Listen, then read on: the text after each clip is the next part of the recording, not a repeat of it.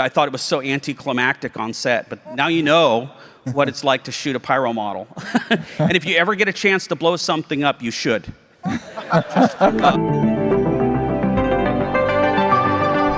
Welcome to the Lighter Darker podcast, where we talk about the creative process of filmmaking and the art of visual storytelling. Thank you for joining us for episode 17 of the podcast. And this is a very special episode where we are celebrating the 50th anniversary of Industrial Light and Magic. And not only that, we're celebrating it live from the Star Wars celebration stage with, it looks like, at least 2,000 people in the audience. So this is really fun. Thank you so much for joining us. And there we go.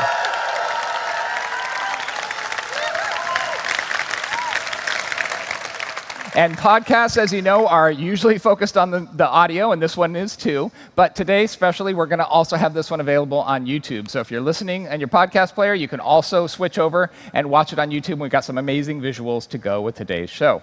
So I'm your host, Rob Brado, SVP of Creative Innovation at Lucasfilm. And today, we have an amazing group of guests with long histories at Industrial Light and Magic. I'd like to welcome Lynwen Brennan, President and General Manager of Lucasfilm Businesses. Janet Lewin, General Manager and Head of ILM. John Knoll, Executive Creative Director and Senior Visual Effects Supervisor, ILM. Rob Coleman, ILM Creative Director and Senior Animation Supervisor. Masa Narita, ILM Lead CG Modeler. And Fon Davis, ILM Model Maker.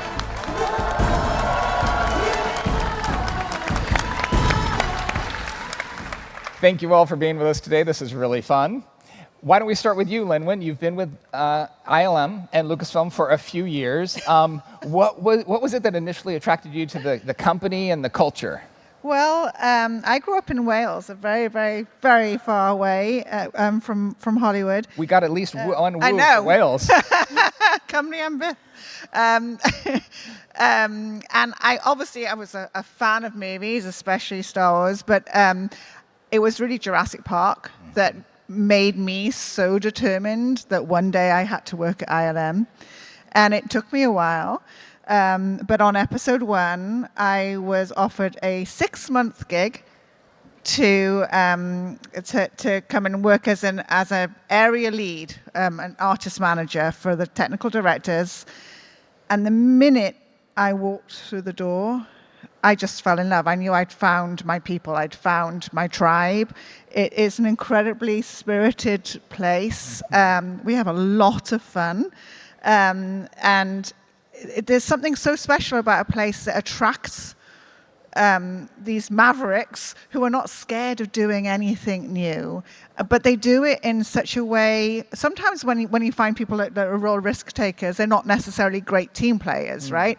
But this place is a place where you've got people who love taking those risks, but do it in such a collaborative way. And that's the thing that I think really got me. And that you'd walk around the halls and you'd see Dennis Muren and John Knoll still as enthusiastic as probably when you started. I still see you as enthusiastic as when you started. And that just got in my blood. So after a 6-month gig, I'm still there 27 years later, and I'm never going to leave. That's great. I love it so much, so much. I love that. And Jurassic was one of those movies. I remember I wanted to work at ILM from the moment I saw those dinosaurs come to life. Absolutely. Even before then, when I got to talk to John Knoll on my interview when I got hired at ILM just over 11 years ago, I remember him saying, do you ever want to work on a Star Wars movie, maybe help supervise it? And I'm like, oh my gosh, it's been my life dream. I can totally relate to that. Completely. And the fact that you're surrounded by people, I've said it many times, that have pioneered an industry. Visual effects didn't exist until George Lucas needed to create Star Wars and pull together this band of rebels that weren't scared of doing the impossible. And that spirit still exists, and that's incredible. But that is a first time after time after time again, and we always have to say, yes, we can do it, and yes, we can do it in a certain time frame and for a certain budget, but we do it with glee, and that's infectious. That's the fun part. That's great. Janet, you run ILM today, and ILM, compared to the ILM of 50 years ago that was in a couple of warehouses and maybe just a handful of people, has grown a lot. Talk a little bit about how what attracts you to the company today, a little bit about where the company's at. Absolutely. Well, I was not there 50 years ago. I'm just going to say that. You know, I've been there for a long time, longer than these two. So I started 30 years ago, and like Lin-Wen, I started on the ground floor as a temp in the purchasing department. It was meant to be a short-term assignment. Fell in love with the place, and I'm never leaving either. But yeah, back then we were one studio in San Rafael, just a couple of hundred people, mostly working in the model shop and on the stage. It was an exciting time right at that digital revolution. It was a big deal for us to juggle 4 shows at one time and a big show was a couple hundred shots. And over our 30-year, or my 30-year trajectory, the company has massively grown. We now have 3,500 employees, 5 global studios. We do visual effects work across every possible medium. We do, of course, feature film, episodic, feature animation, immersive entertainment, like the ABBA Voyage show, and interactive as well. And in fact, it's an exciting time right now because we're looking for more opportunities to cross-pollinate techniques and continue to transform the way we work. And we just recently integrated our immersive team into ILM. And our immersive team has been doing groundbreaking work in AR, VR, and mixed reality for 10 years. Now they're officially part of ILM, really looking forward to continuing to tell great stories together, including the one that's a collaboration with Meta, which is branded as ILM, called Beyond Victory. So we've got a lot to look forward to in the future, but it's a really exciting time to honor our legacy as well. Great. Yeah, everything you're talking about, thanks. The common thread of innovation across all that variety of work is really, really something that it's very compatible with the culture of ILM. John, I know you're known for many things. You often get introduced as the inventor and co-inventor with your brother of Photoshop. You, on another panel just today, we're talking about the models you've created over the years. Maybe this audience knows, but maybe not everyone knows you were also the one who wrote the original pitch and got the show greenlit for Star Wars Rogue One.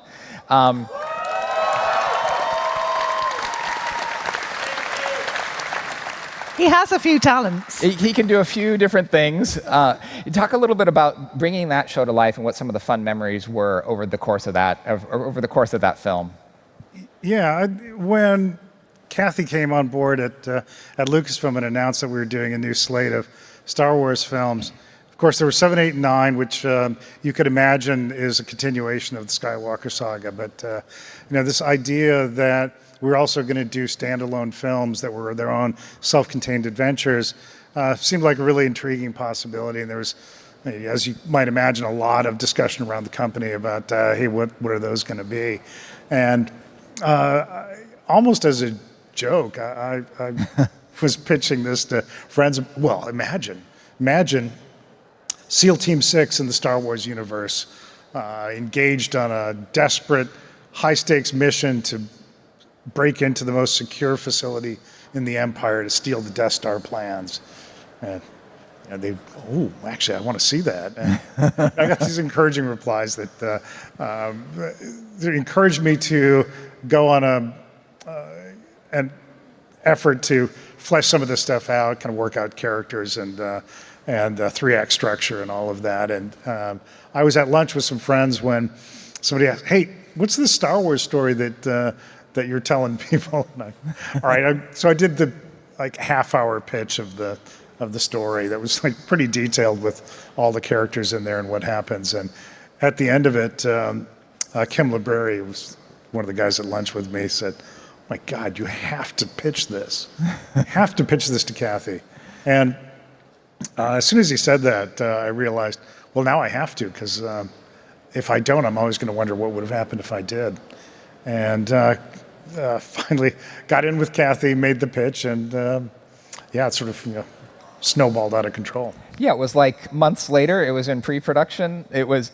I heard Kathy say a version of this story, which was because I don't know that you knew each other super well at the time. So she knew she was running a brand new company, getting all these things started, and she's like, I wonder if I'm going to have to hear thousands and thousands of pitches. And then she took this meeting with you, and then realized, oh, this is a great idea. Like, it's kind of amazing that that's not how movies often get off the ground, I don't think. No, but I will say that it was, at its core, it was George's idea, because it really is the middle paragraph of the opening scroll of Star Wars. It's like, ooh, actually, I kind of want to know what that story is. I love the movie. I think we have some Rogue One fans in the audience here today. One of the amazing standalone films. So thanks, John, for pitching that. And of course, those characters live on in Andor. Andor Season 2. Probably got some Andor fans here Yes. too, right?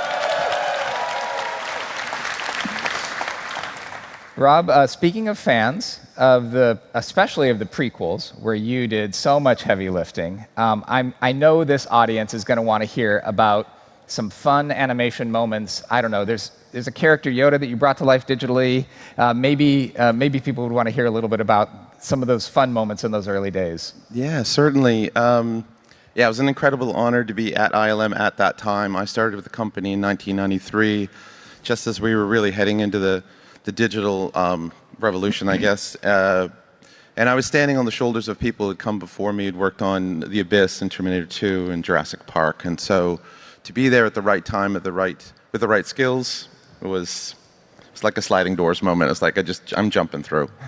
But for Yoda, Yoda was a puppet in Phantom Menace, and we knew, or we'd been told by George, that Yoda was going to fight in the second movie, and so we were going to be creating a digital Yoda. But I felt we learned so much doing Jar Jar and Watto, Sebulba, Boss Nass, that we had a team of animators that had the skills to take on digital Yoda. So, unbeknownst to George, we created some test shots of Yoda performing lines out of digital Yoda performing lines out of Empire. We presented that. That's Jeff Campbell right there, who created the model, and a very young me. And so then we were into doing the digital Yoda. But for me, it was the Yoda fight. I was always worried about the Yoda fight, and could we pull it off, and would the fans go with us in this amazing journey? And so I'll just talk about this one shot, or one of the shots, as Yoda's pulling out his lightsaber. George had told me he wanted this moment to be like the gunfight at the OK Corral. Oh, so we'll watch this, sorry. When he pulled out his lightsaber, they went nuts.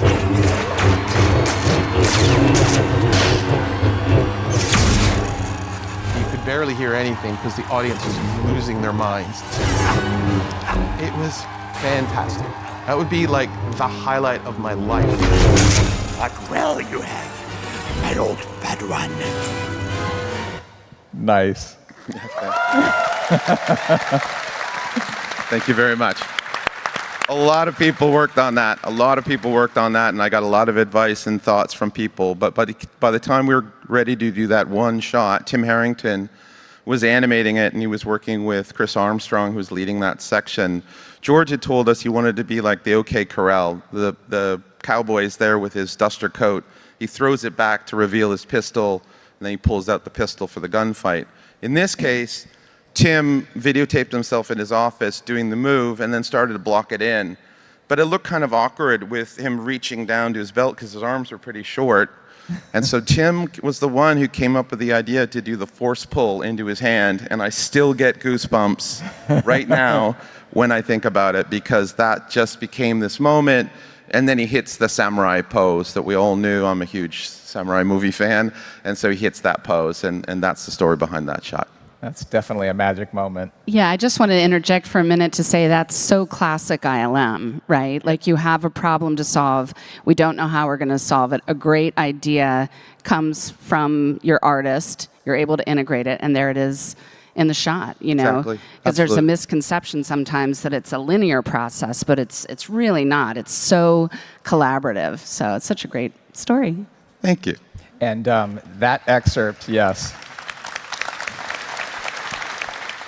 That excerpt there is featured in Light and Magic Season 2, and that's what that was excerpted from.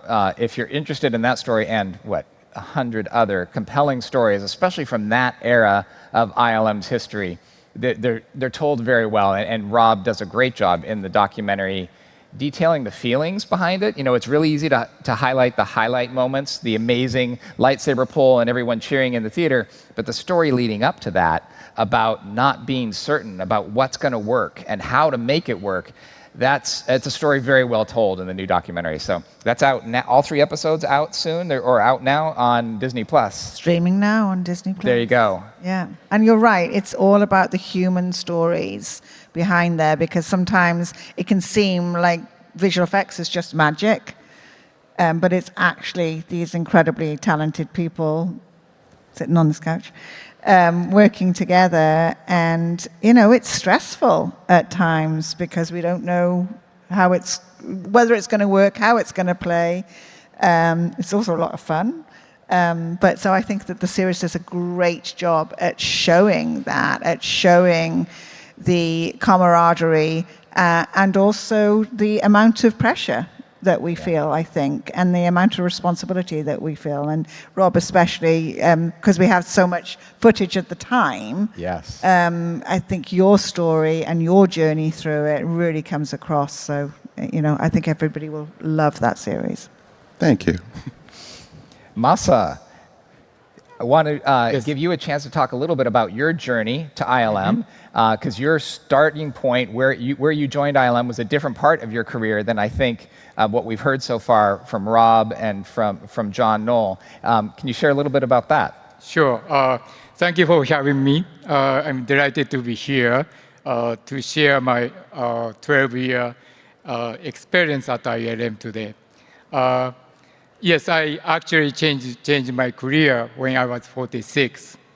I used to be a businessman, worked for a Japanese brokerage firm for over 20 years.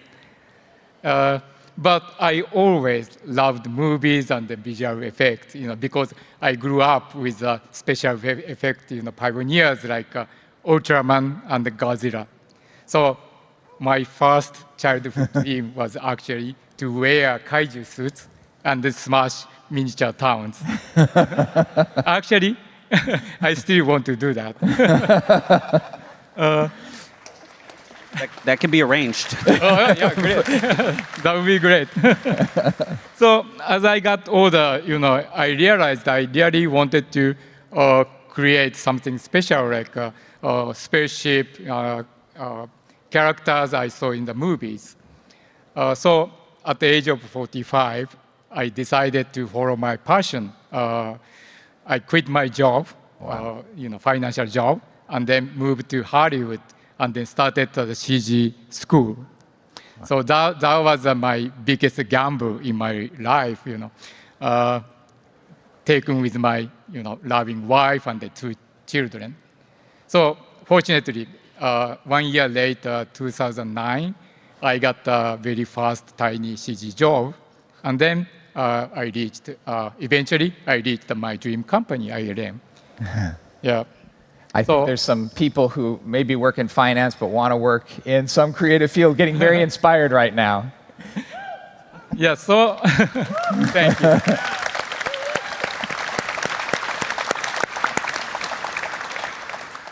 Yeah, so why ILM? So because it has been my dream company ever since I saw Star Wars in a theater in Nagoya City when I was 15 years old. That was 1978. Star Wars came to Japan 1 year later. So I was stunned and shocked with the special effect which I had never seen before. So not only Star Wars, but I amazed many movies from ILM, like Indiana Jones, E.T., Back to the Future, Jurassic Park. Amazing, right? Yes. So once I joined ILM, so I got it. Why those great movies came from ILM? I see. ILM puts a lot of focus on innovation that makes impossible possible. right? So I feel inspired every day working in the place with so much creativity and skill. So I love what I'm doing, and then I feel I really achieved my dream. So Great. people say, life is short, but I don't think so. We have plenty of time to start over, and then it's never too late to chase something new. Thank you, Masa. Yeah.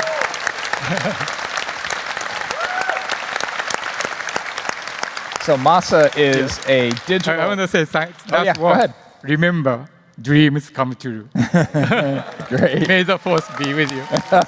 Thank you. So Masa is a digital modeler, and he and I have actually worked together on Solo and a couple other shows. Sitting next to Masa is Fon, who's a model maker, a physical model maker, worked on the prequels, worked on a number of shows at ILM full-time, still builds models for ILM as we have needs. Some of you who are in other panels this weekend heard about other model needs. Fon, I understand on Phantom Menace, you have an interesting story about small explosions and how they work in miniature. Yeah, when I worked on Phantom Menace, it was the very first time I'd ever worked on a pyro shoot. So I didn't really know what to expect, and it was this shot here. And in case you're not familiar, they shoot high speed, and then they slow down the footage to make it very dramatic.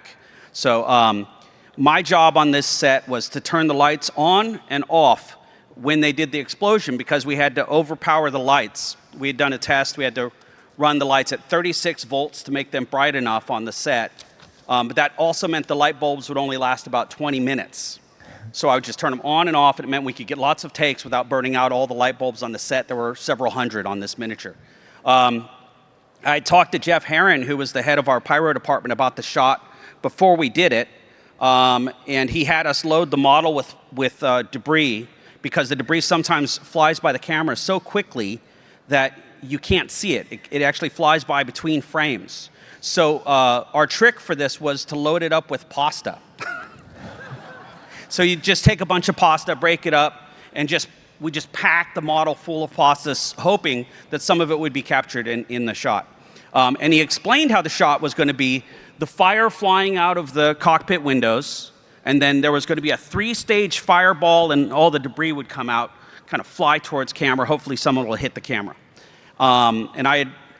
So I was expecting to see something really grand that day. Pat Sweeney, the DP, says, "Roll camera." And the camera starts rolling. It's very exciting because the camera is a high-speed film camera, and it's screaming like a banshee. So no one can hear anything but the camera on stage. Pat Sweeney has the yell over it, and he says, "Action!" And there's this pop. And that was it. There's a little pop sound. I went over to Pat, and I'm like, did we get the shot? That seems kind of subtle. I don't know. And he's like, "I don't know. We'll see tomorrow."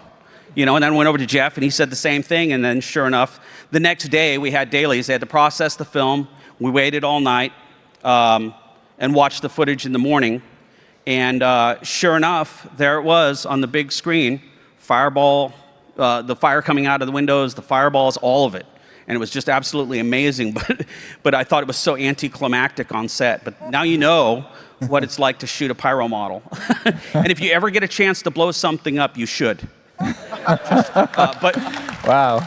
with exercise professionals. I was going to say Professionals. professional supervision. You're inspiring people in a different way than Masa did. Thank you, Fon. Yeah. So, John, a lot of people know, of course, about the prequels and know about all the digital innovation on the prequels. But I think people aren't as aware as what Fon is just sharing, how many models, how many miniatures were used on those films. Oh, yeah, it was pretty extensive. I think that there was more miniature work that was done on Phantom Menace than it was done on the original trilogy, all 3 films combined. It was pretty extensive effort. And partly that was about load balancing, because it was a lot of shots, and we had a healthy and pretty good-sized computer graphics department, but there were only so many shots you could push through in the amount of time that we had. So I was trying to keep all departments busy to be able to split this up work apart and get through all of it. So things that were easy enough to do as miniature and sort of traditional photographed element work, well, all right, I'm going to push it in that direction. I'm going to try and reserve computer graphics for things that really need to be computer graphics and spread it around. But yeah, I think there's some spectacular miniature work in those films. Wasn't there one shot that you and Fon worked together on that started in CG and then you ended up doing, I guess, models to add more detail? Or yeah, I think that was in the Jedi Temple, wasn't it? Yeah, it was the Jedi Temple bridge interior. There was a shot that, it was actually done in CG and George Lucas had bought off on it completely. But John, this shot had been bothering John the entire time we were doing Revenge of the Sith. And there were actually several of those shots that just didn't quite meet John's standard. It's why he has his job. There are George finals and then there are John finals. Exactly, right? So at the end of the movie, the producers were able to scrape up enough money for us to redo some of those shots in miniature, and this is one of those shots. Yeah, and that was me. I was the producer on Revenge of the Sith, along with Denise and Jill Brooks. But I remember, George being classically provocative at the beginning of Revenge of the Sith and saying, "No miniatures for environments."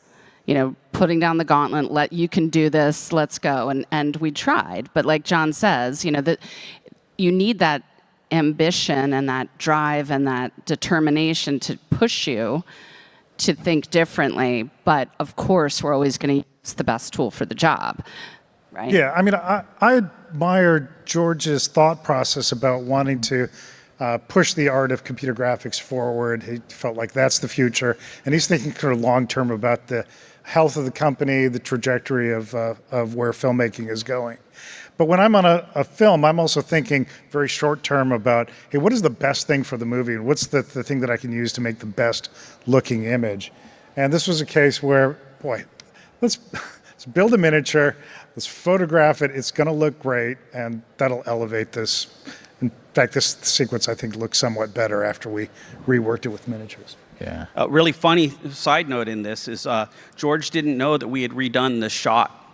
And so we were all watching it in dailies, and we didn't know how he was going to react. And so the shot came up, and George just said, "I thought I already approved this." And then John Knoll just said, "Okay, moving on." We used to call those replacement finals. Replacement finals. So zooming into the craft on an individual shot or model, Masa, soon after you arrived at ILM, I understand you got an assignment to work on a pretty iconic ship. Oh, yes, I vividly remember that the first day of the Force Awakens production. That was Monday, May 5th, 2014, a day after the Star Wars Day. My mother's supervisor came to my desk and they handed me a plastic scale model, saying, "Model this." What? Am I gonna model Millennium Falcon? that was biggest surprise in my life. The Millennium Falcon is the most famous and then legendary the spaceship in sci-fi history, right?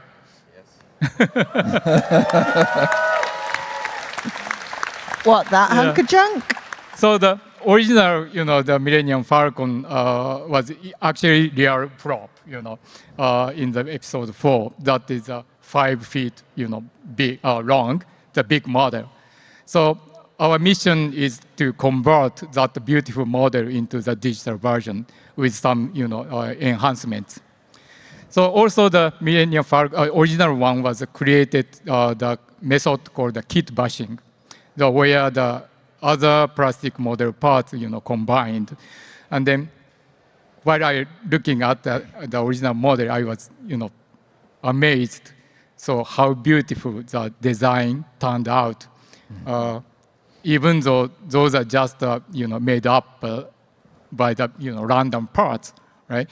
Also, I was surprised that it didn't look like piece of junk, right? Actually, it makes sense. It made sense, and then like it, it had a believable structure. So it was a challenge to follow the, in the footstep of the original, creators. So I did do my best to, take that their vision to the new Millennium Falcon digital one. Yeah, It's great. thank you.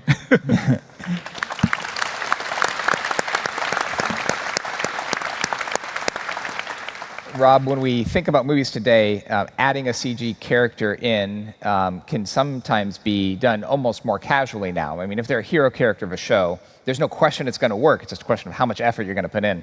But when you were working on Jar Jar Binks, for example, and some of those early characters, even back to The Mask and some of those early shows where we were starting to lean on CG for the first time, what were some of the challenges in that era, kind of proving what was and wasn't possible? And what are some of those interesting stories or learnings that you kind of take from those early days of visual effects being able to use these techniques? I think one of the biggest challenges for us in the early days, or let's say Dragonheart or Men in Black, but Dragonheart certainly, if I think back about where we were then as a company and where we were in terms of our skills in acting, we hadn't really been asked to do that. And I remember we were working with animation director James Strauss, and he was a very, very gifted performance animator. He had worked on Jurassic Park, and now was being asked to lead a team of animators that were going to use Sean Connery's voice and be on the screen a lot. And so we learned a huge amount. Now, me personally, I go to my research, so I'm studying Connery and Connery's face, and he does certain things like he talks out of one side of his mouth. And so we put that into the performance. As I continued on, and certainly into Phantom Menace, it was about holding our own with the naturally living, breathing, emoting actors who don't have to do anything other than just be there and be alive. And when you put Jar Jar next to Natalie Portman, you have to be thinking as an animator about what is the character saying, but what is the character feeling or thinking, and we talk about that as subtext. So text is what they're saying, and the subtext is the internal. What do they want? What are they feeling? Where do they want to go? So because you see this all the time when you're talking to people, the engagement, or sometimes the lack of engagement, as their mind is wandering, or they're worried about something else, or they're not believing in what you're saying, we animators have to put that in there frame by frame. And that takes a lot of time and skill.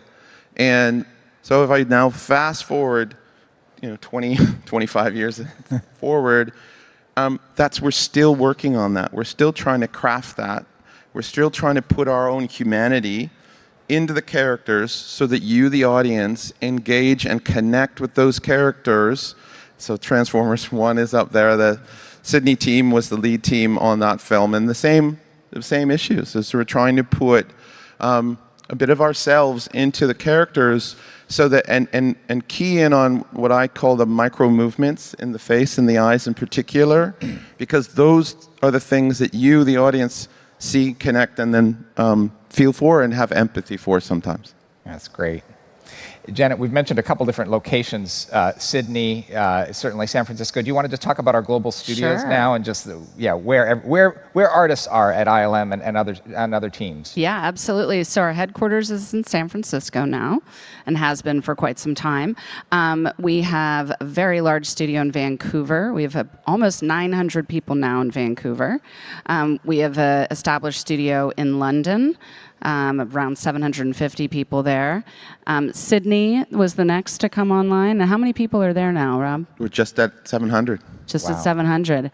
And then our last studio to come online is in Mumbai, which has been a really exciting adventure for us. They're 2 years in. We've got almost 350 people.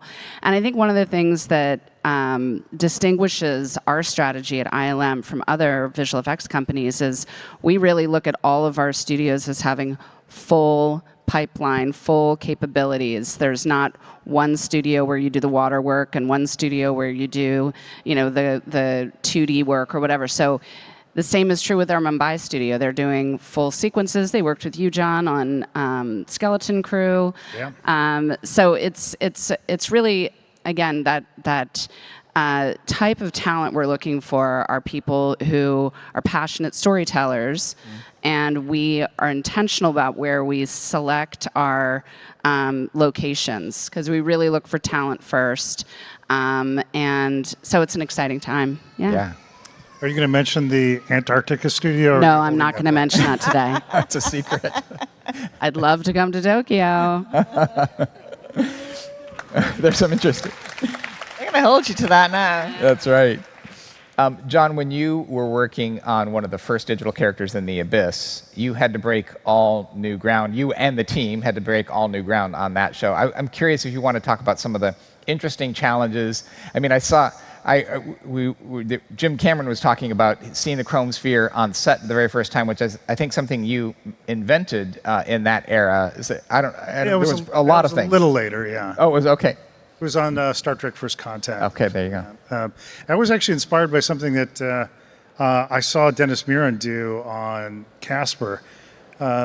They had a matte white sphere that they brought around on set because Casper, of course, is white, and they wanted to be able to just really look at direction of light, color temperature, key fill ratio. And seeing that, I thought, wow, that's a really great idea. I want to do a version of that for upcoming projects. But I wanted to extend it to also be able to potentially be able to extract reflection environments. So I thought, all right, I want to have a chrome side, and then I'll have a matte white side, and then to capture over-range data, because this was in the era before extended range file formats. I thought about also having a shiny black sphere just to catch the peaks of the, so you'd really know where the lights were from that. And I talked that idea over with Joe Lettieri, and he suggested that, all right, well, I wouldn't necessarily do the matte white version. I'd do middle gray, because you're going to get all the same data from it, but you're less likely to clip on the peaks.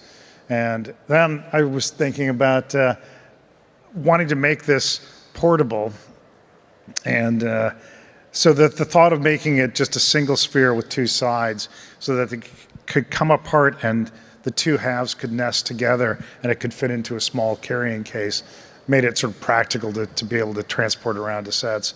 So I decided to get rid of the shiny black one and just go for gray and chrome. And I think the first shot it got used on was a shot of a Starfleet crew member who's being overtaken by the Borg and has fallen down in the corridor, and gets the face starts transforming. There you go. That's now those kind of things. Seeing the spheres on set is just very, very commonplace, but it's really interesting to see the steps that led up to that. So if you do back up to The Abyss, where you had this reflective, refractive creature, but none of those techniques had yet been developed, what were the alternative ways that you got all that detail into that water tentacle? Well, what we talked about with the team was that the refraction through the pod, we would try and make that with the background plate. So it's kind of distortion of the background plate that we'd be doing. And then for reflection, of course, the pod kind of reflects the entire environment around. So I would go to set with a still camera, and I would photograph everything and stitch those together into a reflection environment. You have to be pretty opportunistic in doing that, because a set is never lit in all directions simultaneously. So what I did at the time was, when we were lit for this direction, I would shoot in that direction. Of course, behind us is light stands and crew members and all that sort of thing. And so I waited until we did the reverses, we turned the camera around, and now it's lit for that direction. I'm going to photograph that. And I took all these pictures back, and in a I think pre-release version of Photoshop, I stitched them all together into environments. Nice. That's great. So we don't often think, Fon, about the digital transition for models, but we've been talking about and seeing examples of like 3D printing and other techniques that are very digital that integrate with the physical creations. But you also had to think about how the cameras were going to photograph your models during that transition when we were using digital cameras for the very first time. I'm curious your experience with that. It was terrifying. I was the lead on the first miniature to be shot with the digital HD cameras that Sony had provided. It was Padme's apartment, And in the model shop, there was a lot of buzz. We were like, we never shot with these cameras. We've seen the footage, and it looks remarkably sharp. And we used to hide a lot of stuff in film grain. You know, there was an old way at Colossal Pictures where I started. They'd say you'd look at your miniature and you wave your hand in like this, and if it looks good like that, then you could stop working on it. And if it was TV, sorry, I have to put this down. You do both hands. Anyway, so that was the film grain would always hide some of the details. We didn't have to make the models as beautiful as they appeared on screen. But on Attack of the Clones, we still had the same schedules, the same budget, very challenging. And we still made models exactly the same way we'd always made them. And so when we shot it on, so there's a lot of anticipation, and then when we did shoot it on digital, we watched it in dailies, and it was beautiful. And again, the model looked sharper and better and cleaner than it did in reality. And we got really confused by this, so we talked to the guys at Sony, and it turned out that when you do digital photography, it takes the data between pixels and averages it, and so it kicks it over to one pixel or the other. And so you're losing visual information, but it's doing it in a way that makes it sharper, more crisp, and cleaner. So in the end, we didn't have to change the way we did our miniatures for Attack of the Clones. As the cameras have continued to get better, do you constantly have that anxiety as you're like, okay, I'm bringing some fancy 8K camera to shoot your model? Always. Yeah. Yes. But we also, like, as the technology is coming out to shoot movies, the technology for making models and for creating physical objects is also kind of keeping pace. So we use a lot of laser cutting, a lot of CNC machining, 3D printing, all this technology that helps us create higher quality models at a very fast pace. Right. So that helps. Yeah. I'm curious, I'm sure other people are also curious to hear, John and Rob, about the collaboration between supervisor and animation supervisor as you're breaking down the work, as you're attacking a particular challenge, especially when you've got characters that are filling up half the screen or playing important roles in the film. How does that dynamic work, or how did it work on the prequels where you guys were working together? It was very polite, it looks like. Well, yeah, I mean, Rob represents acting, and I'm kind of representing lighting and trying to integrate it, make it look like it's really there. So, Rob was really great at working with the animators and kind of getting performance honed to a good place, and then it was me working with a bunch of lighting artists and simulation artists and composite artists to try and get this all lit and to fit well into the plate. So once we really got ramped up, Rob was in his world and I was in my world, and we were happy that when the shots all came together, and George was happy. I think. Thank you for that. I think we were also both cast for the show because of our temperaments, and that meshed really well with George Lucas. I think John and I are both two people who are absolutely focused on getting George's vision up on the screen. And these shows, especially the prequels, are massive endeavors which have hundreds and hundreds of crew members. And we're sort of on the bow of the ship up there doing our best to get the work done in a time. We have the time, the talent, and the technology that we're trying to juggle with, but we have to divide and conquer. And so we both had each other's backs, and we both were at the front there presenting our stuff to George and then reacting as appropriately on whether we got a final or we had to keep going. Yeah. Always with the goal to get the movie on the screen. I will say, in my recollection, the prequels was really the first time where animation was on a level playing field with visual effects supervision. Prior to then, the visual effects supervisor was really presenting all of the work because animation was a component piece of what we were doing. But with the prequels, animation was such a huge undertaking. And Rob, you were overseeing animation across multiple units because we had John Knoll as one effects supervisor, but we also had other effects supervisors. We had Pablo Hellman and Joe Letteri and Dennis Murin and Roger Guyette. And so I think, Rob, you really pioneered the idea of an animation supervisor being, a critical key creative on par with the effects supervisors. Well, I think I credit Jim Morris for spearheading it to the point when, if you look at the credits from early ILM movies, it says visual effects by Industrial Light and Magic, Marin County, California. And I think, and I'm for sure the first film, but it might have been Phantom Menace, they changed it to visual effects and animation by Industrial Light and Magic, Marin County, California. And Jim had sat down and said, we're at this moment where animation and performance is critically important to George Lucas. And this is Jim's paraphrasing Jim, is that this is also our future. We see this as our future. We see that clients, filmmakers want to tell stories with characters. And so having a team of animators that can do those performances, it needs to be at that level. We need to think of it as a very important component of what we do at ILM. That's great. And that's a perfect transition to talking a little bit about the future. I mean, of course, it's natural and fun to look back at 50 years of history, and there's so many things to dive into.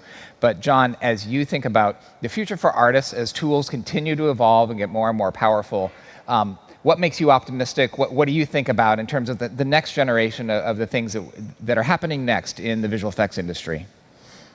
Well, during my time at ILM, I've seen a steady progression from when we started, there were all sorts of restrictions on how you had to shoot shots to be able to successfully put a shot together. And then an observation, I saw that probably 80% of the effort that went into putting a shot together was going into overcoming technological issues and sort of mechanical assembly issues. And that left about 20% of the time to go into aesthetic issues of making a good-looking shot. And I'd say it's the reverse now, that there's still technology that people have to work through, but artists, I think, spend about 80% of their time working on the aesthetics of getting a shot done. And I'm kind of hoping to keep that progression going, to make artists more productive, be able to get more done in a day. And that's the trajectory I've been seeing. That's great. I also feel like it makes it more accessible so that we can tap into more artistic brains out there, because at the end of the day, these tools are as good as the creative point of view of the people who are using them. Yeah. And so I think ILM has always been artist-driven, and I think I know that will definitely continue into the future, and I'm excited about it. Yeah. That's great. Yeah. Okay, so on the ILM podcast, on Lighter Darker, we like to end with the Martini. So the Martini is the last shot of the day on set. It's also the end of our podcast. Before we jump into that, there's a couple of items that are probably worth flagging to this group, especially people who might be fans of ILM. Do you want to talk about a book? I do. In fact, I'll have 2 martinis. How about that? Okay, perfect. Yes, you have the book. That'll be perfect. A double martini. That's a good way to wrap out a long show at Celebration. I would say that my first martini we already talked about, which is Light and Magic Season 2. I think that is something I would really recommend everyone watch, because, as I said, it gets to the heart and the soul of what it takes to make these movies and get these images on the screen. It is really, truly amazing, and one of the series now in my Lucasfilm role that I'm most proud of. I have to say, it's beautifully done. And my second martini would be about a book, Rob. There we go. Perfect segue. That we've already done 3 of these books, but we couldn't let the 50-year mark go without another compendium for celebrating the last 50 years of Industrial Light and Magic, or I should say the first 50 years of Industrial Light and Magic. Our friends at Abrams are going to be publishing this book, and it will be available this fall, and it is really quite spectacular. Again, to just think about this storied place. I think, Rob, you said it, that the shoulders of giants, that we have the opportunity to be a part of this legacy, is incredible. And the book does a beautiful job at showing that. hundreds of photos in there. In fact, I think Linwin just premiered for you, if you're watching on the screen, the first look inside that book. Publishing announced this book on Friday, and this is your first chance of seeing some of the images from inside. I think there's 700 or more images packed, a huge number of images packed into this book, many of which have never been seen before, so it's going to be really, really fun. Okay, Janet, do you I have get a two martini? martinis, Oh, you got too. 2 martinis. There you go. Woo! I went 3. No. So I think the first martini is another product that's coming your way if you're interested. We are launching a T-shirt to commemorate the ILM 50th Rob is modeling it for us. Rob, Thank you, Rob, would for you bringing mind? it. Would you mind standing up? Oh, I was teasing. Would you turn Well around? done. Excellent. So this is available to anyone who might be interested by clicking on that QR code and going to Amazon. Perfect. And then my other martini, I'll have to wait a couple of days. It's to binge watch Andor Season 2. Yes. Coming on April 22nd. And I just absolutely can't wait. And I can't imagine how it might end. It's going to be... Just great. teasing about that, John. John, did you bring a martini today? Yeah, this last few days here at Celebration, I've been really inspired and energized by seeing the work of a lot of the fans that are here. There's amazing cosplay on display all the time. It's incredible. And there are one here. A lot of really very creative people here that kind of reminds us of why we do what we do. It's really very inspiring. In particular, there's some model makers who have built some reproductions of ILM behind the scenes, the model shop and the table with all the miniatures lined up on them. There's a 1/3 scale recreation of the inside of the ILM model shop that's just expertly done, and it's really beautiful and amazing, really inspiring to me. Great work. It's a real treat for all of us to be here. Yes. I mean, it Thank really you, is. fans, for letting us do this amazing job. Yes. Rob. My martini is I love reading and learning about behind-the-scenes stories on movies. And there's a podcast that I listen to regularly. It's by the Directors Guild of America, and the podcast is called The Director's Cut. And in every episode, it's about 35 minutes long, and it's after they've screened a movie, and a director interviews the director of the movie they've just seen, and they talk about their process, their creative vision, the challenges of getting their movie on the screen, and I always come away with some little bit of information I had no idea. And so, for people who love learning about movies, give it a listen. Thank you, Rob. That's great. If you like learning about movies, can I interest you in a book? I would love to read. It's the book. available this fall. I might just get one.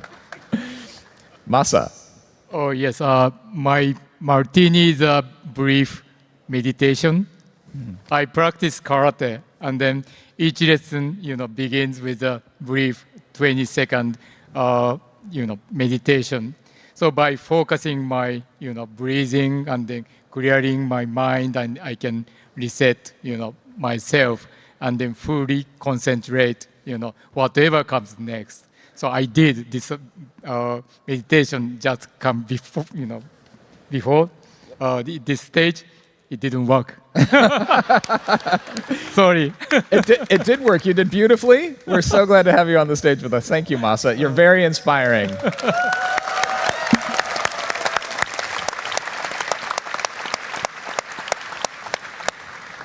Fon, I can't wait to hear yours. Oh, my martini is gratitude. Oh, I'm nice. just really grateful. I'm grateful to be here with you guys.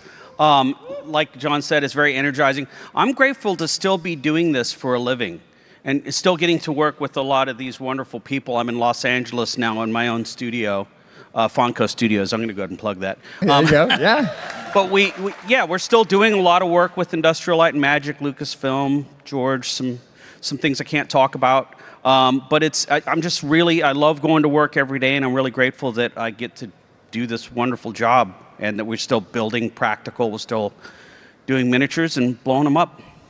Amazing.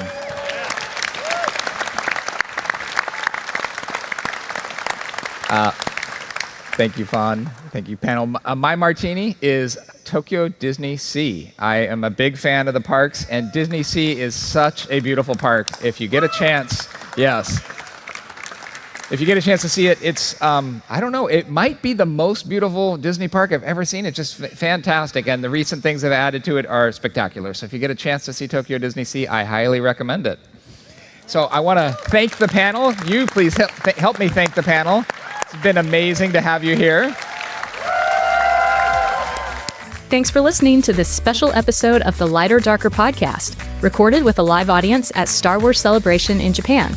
If you have a question for the show, or you'd like to suggest a topic you would love to hear discussed in a future episode, please email lighterdarker@ilm.com.